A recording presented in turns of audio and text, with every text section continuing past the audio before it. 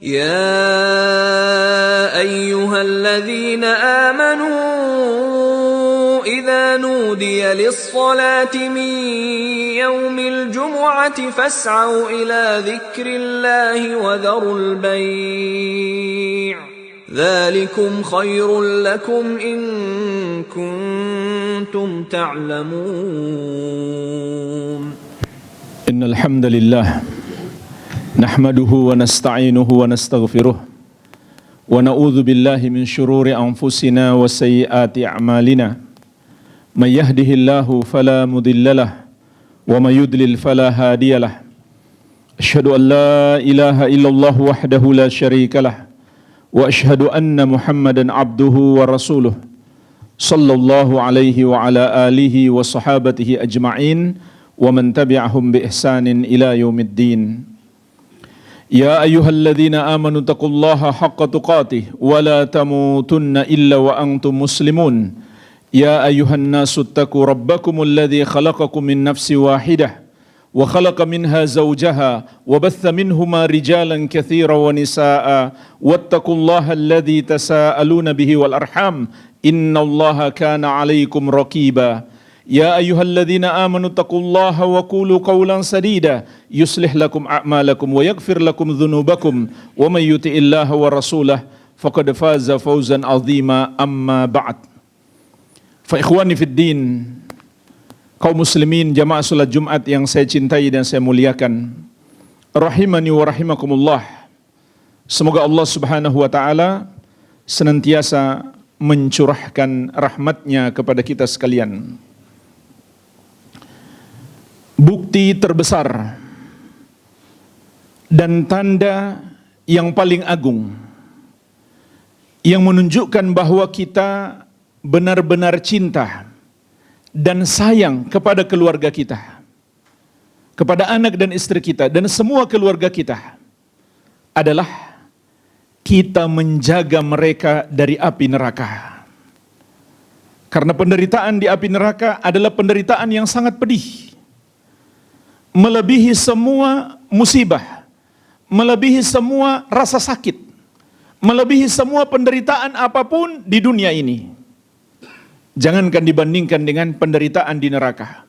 Semua bentuk azab kubur jauh lebih dahsyat dari semua penderitaan di muka bumi ini. Maka seseorang yang menyayangi keluarganya, menyayangi anaknya, menyayangi istrinya, dia jaga mereka dari api neraka. Gimana caranya jemaah sekalian kita menjaga keluarga kita dari api neraka? Perhatikanlah firman Allah Subhanahu wa taala. Ya ayyuhalladzina amanu qu anfusakum wa ahlikum nara. Wahai orang-orang yang beriman, jagalah dirimu dan keluargamu dari api neraka. Sahabat yang mulia Ali bin Abi Thalib radhiyallahu anhu menjelaskan, maksud menjaga keluargamu dari api neraka adalah allimuhum addibuhum. Ajarkan kepada mereka ilmu agama. Lakukan amar ma'ruf nahi mungkar kepada mereka. Perintahkan kepada mereka melakukan apa yang Allah perintahkan. Larang mereka untuk melakukan apa yang Allah larang. Dan berikan hukuman-hukuman yang ringan apabila mereka melanggar ajaran agama. Itu maksudnya menjaga keluarga kita dari api neraka. Ini bukti terbesar kalau kita memang sayang kepada keluarga kita, melebihi tatkala kita memberikan kepada mereka kebutuhan hidup mereka, sandang pangan dan papan mereka. Menjaga mereka dari api neraka itulah kewajiban kita yang Allah bebankan di pundak kita, para ayah, para suami, untuk keluarga kita, untuk anak dan istri kita, yang kelak Allah Subhanahu wa taala akan mintai pertanggungjawaban pertama sekali. Betul, memberi makan kepada anak dan istri kita itu juga tanggung jawab kita. Menjaga kesehatan mereka itu juga tanggung jawab kita. Tapi ingat, ada yang lebih besar, ada yang lebih wajib, yaitu memberikan pendidikan ilmu agama kepada mereka. Karena dengan itulah hidup mereka terbimbing di dunia ini, sehingga mereka meraih ridha Allah dan selamat dari azab Allah. Seorang ayah yang tidak memberikan pendidikan agama kepada anaknya, seorang suami yang tidak memberikan pendidikan ilmu agama kepada istrinya, maka dia bukan orang yang sayang kepada keluarganya. Bahkan dia adalah termasuk orang yang paling jahat kepada keluarganya, karena dia membiarkan mereka masuk neraka. Oleh karenanya jemaah sekalian, kita perlu usaha agar kita sukses, agar kita berhasil dalam pendidikan agama untuk keluarga kita. Maka di kesempatan ini saya ingin mengingatkan, paling tidak ada 3 hal yang harus kita miliki agar kita mampu melakukan tanggung jawab kita terbesar kepada keluarga kita, yaitu memberikan pendidikan agama. Yang pertama adalah kita sendiri harus tahu ilmunya. Artinya kita harus belajar. Gimana caranya kita mendidik anak kita kalau kita sendiri nggak tahu ilmunya? Gimana caranya kita menasehati istri kita kalau kita nggak tahu apa yang mau kita sampaikan berupa nasihat-nasihat, ajaran-ajaran ilmu agama? Maka kita sendiri harus belajar. Dan ilmu yang paling kita butuhkan untuk pendidikan keluarga kita ada 3 ilmu. Yang pertama, ilmu tauhid. Ilmu tentang iman kepada Allah Subhanahu wa taala. Ajarkan kepada anak dan istri kita bahwa hanya Allah dialah Rabb kita, yang mencipta, menguasai dan mengatur seluruh makhluk. Maka hanya Dia yang berhak disembah. Semua yang dituhankan atau disembah selain Allah Subhanahu wa taala itu salah. Oleh karenanya seluruh nabi dan rasul diutus untuk misi ini. Walaqad ba'atsna fi kulli ummatin rasulan an ibudullaha wajtanibut taghut. Dan sungguh kami telah mengutus pada setiap umat itu seorang rasul. Setiap rasul mengajari kaumnya, sembahlah Allah dan jauhilah taghut. Tauhid itu bukan sekedar menyembah Allah, tapi juga menjauhi taghut. Taghut itu artinya yang disembah atau yang dituhankan selain Allah Subhanahu wa taala. Menuhankan atau menyembah kepada selain Allah, itulah yang disebut dengan dosa syirik, dosa terbesar. Tanamkan kepada anak dan istri kita, dosa syirik itu dosa yang paling berbahaya. Lihatlah jemaah sekalian, bagaimana Allah memuliakan seorang Luqman. Padahal beliau bukan siapa-siapa, bukan seorang nabi dan rasul, bukan pula sahabat Nabi Muhammad SAW. Tapi namanya begitu harum sampai dijadikan satu nama surat khusus dalam Al-Quran. Karena beliau memiliki mutiara-mutiara nasihat yang sangat indah untuk anaknya. Dan dari banyaknya nasihat beliau yang nomor 1 adalah ya bunayya la tusyrik billah inna syirka la zulmun azim. Wahai anakku, jangan engkau persekutukan Allah. Jangan engkau sembah selain Allah. Jangan engkau tuhankan selain Allah. Jangan engkau duakan Allah. Karena sesungguhnya dosa syirik itu adalah kezaliman yang sangat besar. Artinya itulah dosa terbesar yang paling Allah murkai. Dan tauhid jemaah sekalian, itulah jaminan keselamatan bagi keluarga kita agar masuk surga. Sebagaimana Rasulullah SAW bersabda, "Man mata la yusyriku billahi syai'an dakhalal jannah." Barang siapa mati menghadap Allah tanpa mempersekutukannya dengan sesuatu apapun, maka dia pasti masuk surga. "Wa man mata yusyriku bihi syai'an dakhalan nar." Dan barang siapa mati menghadap Allah dalam keadaan membawa dosa syirik, dosa menuhankan atau menyembah kepada selain Allah, maka dia pasti masuk neraka. Oleh karenanya ini pendidikan yang paling utama. Yang kedua jamaah sekalian, ilmu tentang bagaimana tata cara beribadah kepada Allah dengan benar sesuai petunjuk Nabi Muhammad SAW. Karena Allah telah menetapkan ibadah para hamba tidak akan diterima kecuali dengan memenuhi dua syarat. Yang pertama dilakukan dengan ikhlas, semata-mata mengharapkan balasan dari Allah. Yang kedua, meneladani Nabi Muhammad SAW. Sebagaimana sabda beliau, "Man amila amalan laisa alaihi amruna fahuwa raddun." Barang siapa mengerjakan satu amalan yang tidak ada padanya petunjuk dari kami, maka amalan tersebut tertolak. Oleh karena itu kita harus belajar bagaimana petunjuk-petunjuk Nabi Muhammad SAW dalam amal ibadah beliau. Kemudian kita ajarkan kepada keluarga kita. Belum cukup kita hanya menerima warisan turun-temurun yang dilakukan oleh mayoritas masyarakat, atau sudah menjadi tradisi banyak orang. Itu belum cukup, itu belum tentu sesuai petunjuk Nabi SAW. Bisa jadi itu hanya buatan-buatan orang. Bahkan bisa jadi itu berasal dari agama di luar Islam. Kemudian dikira itu ajaran Islam. Tapi kita pastikan yang kita ajarkan kepada keluarga kita benar-benar ajaran Nabi Muhammad SAW. Terutama jamaah sekalian, bagaimana solat yang benar dan menjaga solat 5 waktu. Rasulullah SAW bersabda, "Sallu kama ra'aitumuni usalli." Solatlah kamu seperti kamu lihat aku solat. Biasakan anak-anak kita dari kecil sudah menjaga solat 5 waktu. Bangunkan mereka untuk solat subuh. Dan jemaah sekalian, ini memang bukan hal yang mudah. Terkadang kita harus berjuang untuk membangunkan anak kita untuk solat subuh. Maka dari itu perintahkan mereka untuk tidur lebih cepat agar lebih mudah bangun solat subuh. Berjuang jemaah sekalian untuk membangunkan anak kita solat subuh. Jangan kita hanya susah payah membangunkan anak kita untuk pergi sekolah, tapi kita nggak berusaha keras untuk membangunkan mereka sholat subuh. Tidak mengapa setelah sholat subuh Anda masih ngantuk untuk tidur lagi. Yang penting dia bangun untuk sholat.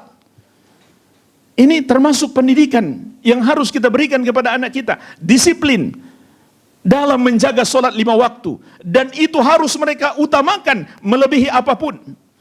Jangan sampai anak kita lebih mengutamakan les bahasa Inggris daripada sholat 5 waktu. Jangan sampai anak kita lebih mengutamakan nonton bola daripada sholat 5 waktu. Tanamkan kepada mereka kecintaan kepada sholat, kedisiplinan dalam melakukan sholat 5 waktu. Karena itulah jemaah sekalian, kunci keselamatan di akhirat kelak. Rasulullah SAW bersabda, "Awwalu ma yuhasabu bihil abdu yaumal qiyamati min amalihi salatuhu idza saluhat sairu amalihi wa idza fasada sairu amalihi." Amalan pertama seorang hamba yang akan diadili kelak di hari kiamat adalah solatnya. Kalau baik solatnya, niscaya seluruh amalannya akan ikut menjadi baik. Tapi kalau rusak solatnya, niscaya seluruh amalannya akan ikut menjadi rusak. Kenapa jemaah sekalian? Karena kalau solat seseorang itu baik, maka itu akan menjadi pintu hidayah baginya untuk melakukan kebaikan-kebaikan yang lain dan terhalang dari perbuatan maksiat. Maka jemaah sekalian, anak kita, kalau kita sudah biasakan sholat untuk pendidikan yang lainnya, itu jadi lebih mudah bagi kita. Karena sholat itu akan menjadi pintu hidayah baginya. Sebagaimana firman Allah Subhanahu wa ta'ala, "Inna sholata tanha anil fahsya'i wal munkar." Sesungguhnya sholat itu mencegah dari perbuatan keji dan mungkar. Bisa kita perhatikan, anak-anak yang terjerumus narkoba, yang terjerumus pada pergaulan bebas, dan pada banyak perbuatan maksiat, pada umumnya mereka tidak menjaga sholat 5 waktu. Maka tanamkan kepada anak-anak kita sejak dini untuk disiplin melakukan sholat 5 waktu. Bahkan Nabi SAW menyuruh kita secara khusus, "Muru auladakum bis salati, wahum abna'u sab'i sinin, wadribuhum alaiha, wahum abna'u ashrin." Perintahkan anak-anakmu sholat tatkala mereka berumur 7 tahun. Maksudnya jemaah sekalian, di umur 7 tahun itu lebih ditekankan lagi perintah kita. Sebelum itu kita sudah biasakan dia sholat. Tapi di umur 7 tahun lebih ditekankan lagi kita untuk memerintah dia sholat. Karena umumnya anak di umur 7 tahun dia sudah mulai memahami, sudah mulai mumayyiz. Dan pukul kalau tidak mau sholat di umur 10 tahun. Saking pentingnya sholat ini sehingga syariat mengizinkan seorang ayah untuk memukul anaknya kalau tidak mau sholat di umur 10 tahun. Namun para ulama menjelaskan pukulan yang dimaksud di sini hanyalah pukulan ringan. Pukulan yang tidak membekas di tubuhnya. Tapi jadikan pukulan itu membekas di hatinya. Agar dia ngerti, ini persoalan serius. Jangan sampai dia meninggalkan sholat. Rasulullah SAW memberi peringatan keras. Inna bainar rajul wa baina syirki wal kufri tarkas sholah. Sesungguhnya batas antara seseorang dengan kesyirikan dan meninggalkan sholat adalah, dengan kesyirikan dan kekufuran adalah meninggalkan sholat. Jadi pukulan yang ringan, bukan pula pukulan untuk melampiaskan emosi. Tidak boleh memukul anak hanya demi untuk melampiaskan emosi, tapi niatnya untuk memberikan pendidikan. Tidak boleh pula menimbulkan bekas di tubuhnya. Tidak boleh pukulan yang berat. Tidak boleh pula memukul wajah. Rasulullah SAW bersabda, la tadribul wajah. Jangan kamu memukul wajah. Jadi nggak boleh menampar, apalagi menonjok di bagian wajah atau bagian-bagian yang rawan, yang berbahaya seperti kepala. Hanya pukulan yang ringan di tangan misalkan, dicubit sedikit, diingatkan kalau dia tidak mau sholat di umur 10 tahun. Kemudian yang ketiga jemaah sekalian, ilmu yang kita perlukan untuk pendidikan anak kita adalah ilmu tentang adab-adab dan akhlak yang mulia. Maka kita sebagai orang tua harus belajar. Dan kita nggak usah repot-repot untuk mengajari anak kita adab dan akhlak mulia. Cukup kita ajarkan kepadanya adab dan akhlak Nabi kita yang mulia, Nabi Muhammad SAW, yang Allah katakan, wa innaka la'ala khuluqin azim, dan sungguh engkau wahai Muhammad benar-benar berada di atas akhlak yang agung. Dan Nabi kita Nabi Muhammad SAW telah memberikan petunjuk, memberikan teladan bagaimana berhubungan dengan semua hamba Allah, bagaimana dengan orang tua, bagaimana dengan keluarga, bagaimana dengan tetangga, sampai bagaimana dengan makhluk-makhluk yang lain, dengan hewan-hewan. Beliau telah memberikan kepada kita sebaik-baiknya teladan. Dan apabila kita ajarkan kepada anak-anak kita dalam semua sisi kehidupan, berusaha meneladani Nabi Muhammad SAW, itulah jalan agar anak-anak kita dicintai dan disayangi oleh Allah Subhanahu wa taala. Sebagaimana firman Allah, "Qul in kuntum tuhibbunallaha fattabi'uni yuhibbukumullah wa yaghfir lakum dzunubakum." Katakan wahai Muhammad, sampaikan kepada umatmu, kalau kalian benar-benar cinta kepada Allah, ikutilah aku. Ikutilah Rasulullah sallallahu alaihi wasallam. Yuhibbukumullah, barulah Allah akan mencintaimu. Wa yaghfir lakum dzunubakum, dan mengampuni dosa-dosamu. Wallahu ghafurur rahim, dan Allah Maha Pengampun lagi Maha Penyayang. Kalau kita pingin keluarga kita disayangi, dicintai oleh Allah Subhanahu wa taala dan diampuni dosa-dosa mereka, ajarkan kepada mereka dalam setiap sisi kehidupan untuk berusaha meneladani Nabi Muhammad sallallahu alaihi wasallam. Dan beliau telah memberikan petunjuk kepada kita dalam semua sisi kehidupan. Bagaimana masuk WC, bagaimana di dalam WC, bagaimana keluar WC, bagaimana menggunakan pakaian, bagaimana melepas pakaian, bagaimana adab-adab mau tidur, kemudian adab-adab bangun tidur. Seluruh adab-adab beliau sudah ajarkan kepada kita. Adab makan, adab minum, adab masuk rumah, adab keluar rumah. Ini perlu kita pelajari untuk kita ajarkan kepada anak-anak kita. Semoga Allah Subhanahu wa taala memberikan taufik kepada kita semuanya. Wabillahi taufik. Alhamdulillah. Wassalatu wassalamu ala Rasulillahi wa ba'd. Fa ikhwani jamaah salat Jumat kaum muslimin yang saya cintai dan saya muliakan, rahimani wa rahimakumullah. Termasuk usaha kita menjaga adab dan akhlak anak kita adalah memperhatikan dengan siapa dia berteman. Karena Rasulullah sallallahu alaihi wasallam telah mengingatkan, al-mar'u ala dini khalili, falyanzur ahadukum man yukhalil. Seseorang itu tergantung agama sahabat dekatnya, teman karibnya, teman bergaulnya. Maka hendaklah setiap kalian memilih siapa yang akan dia jadikan teman dekatnya. Kita sebagai orang tua harus paham dengan siapa anak kita berteman. Pisahkan dia kalau dia berteman dengan anak-anak yang bisa memberi pengaruh buruk kepadanya. Jangan sampai kita sudah capek-capek mendidik dia karena kenal teman yang buruk di luar rumah, dengan cepatnya dia menjadi rusak. Dan ketahuilah jemaah sekalian, termasuk teman di masa modern yang telah banyak membahayakan anak-anak muda kita adalah gadget. pergaulan mereka di medsos, apa yang mereka buka di YouTube, ataupun apa yang mereka tonton di televisi. Ini tidak sedikit yang merusak. Jangan kita lepas begitu saja HP kepada anak-anak kita. Awasi apa yang mereka tonton di YouTube, dengan siapa mereka berteman di Facebook, di Instagram. Apa yang mereka buka, video apa yang mereka tonton. Ini kita harus tahu sebagai orang tua. Banyak anak-anak muda yang rusak karena pergaulan di medsos dan karena tontonan-tontonan di YouTube. Bahkan mereka mempelajari semua kejahatan, semua perbuatan maksiat dari YouTube dan dari medsos.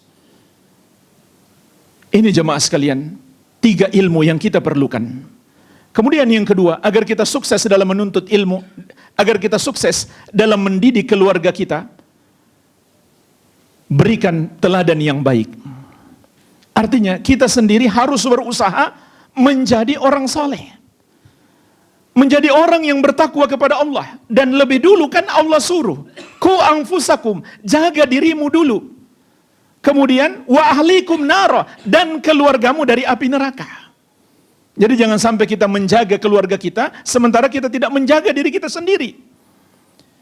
Kita harus berusaha untuk selalu bertakwa kepada Allah, karena sesungguhnya sebaik-baik pendidikan adalah keteladanan yang baik. Itulah yang umat ini melihat kepada nabinya Muhammad SAW. Telah memberikan kepada kita sebaik-baiknya teladan. Beliau tidak hanya bisa menyampaikan, tapi beliau mengamalkan ilmu yang beliau sampaikan. Dan ketahuilah jamaah sekalian, tatkala kita mendekatkan diri kepada Allah, tatkala kita berusaha menjadi orang soleh, maka di antara balasan yang Allah berikan, Allah akan menjaga keluarga kita. Di surat Al-Kahfi, tentang 2 orang anak yatim yang dijaga oleh Allah, harta mereka pun dijaga, sehingga Allah memerintahkan Nabi Khidir untuk membangun pagar yang di bawahnya ada harta kedua anak tersebut. Maka Allah menjelaskan kepada kita, mengapa kedua anak itu dijaga. Wa kana abuhuma solihah, karena orang tua kedua anak itu adalah orang soleh. Ibnu Abbas radhiyallahu anhu mengatakan, hufidha bisalahi abawayhima. Kedua anak itu dijaga oleh Allah karena kesolehan kedua orang tuanya. Terlebih lagi jemaah sekalian, kita nggak akan sanggup terus menerus mengawasi anak kita. Apalagi ketika dia sudah beranjak dewasa. Dia pergi entah kemana, kita nggak tahu pasti. Terlebih lagi jemaah sekalian, tatkala kita sudah meninggalkan dunia ini, maka sebaik-baiknya penjagaan adalah kesolehan kita. Karena dengan itu Allah akan menjaga keluarga kita. Kemudian yang ketiga, ini yang bisa saya sampaikan jemaah sekalian, yang terakhir, agar kita sukses mendidik anak dan istri kita, agar kita berhasil mengantarkan mereka untuk masuk surga, hendaklah kita bersungguh-sungguh dalam berdoa kepada Allah Subhanahu wa taala. Dekatkan diri kita kepada Allah agar doa kita dikabulkan, dan berdoa dengan penuh kesungguhan, dengan kehadiran hati.